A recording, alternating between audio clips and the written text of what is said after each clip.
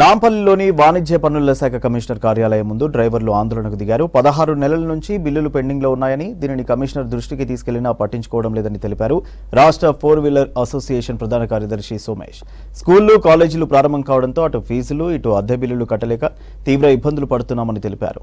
నిత్యావసర సరుకుల ధరలు పెరిగి మరింత ఇబ్బంది పడుతున్నామని తెలిపారు. పెండింగ్ బిల్లులు వెంటనే మంజూరు చేసి 250 మంది డ్రైవర్లకు వెంటనే జీతాలు పెంచాలని డిమాండ్ చేశారు. ఇవాళ చెప్పుకుంటే సేల్స్ టాక్స్ డిపార్ట్మెంట్ లో మన 16 నెలల నుంచి డ్రైవర్లకు పెండింగ్ లో బిల్లులు ఉన్నాయి.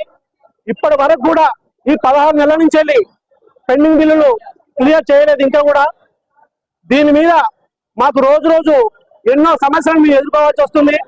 కమిషనర్ గారికి మేము ఎన్నోసార్లు విన్నవించుకున్నాం, కానీ మీరు రావద్దు, మీరు ఇక్కడ ఉండొద్దు అని చెప్పేసి కనీసం కూడా మమ్మల్ని దగ్గర రానియకుండా మేడం చూస్తున్నారు.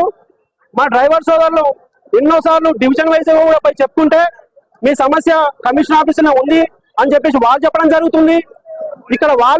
ఇక్కడ కమిషనర్ గారు మమ్మల్ని కలవనీయకపోవడం వల్ల మేము బిల్లులు పాస్ చేయించుకోలేక మా సమస్యను చెప్పుకోలేకపోయాము. కాబట్టి ఇవాళ అనివార్య పరిస్థితుల్లో మేము ధర్నాకు రావాల్సి వచ్చింది.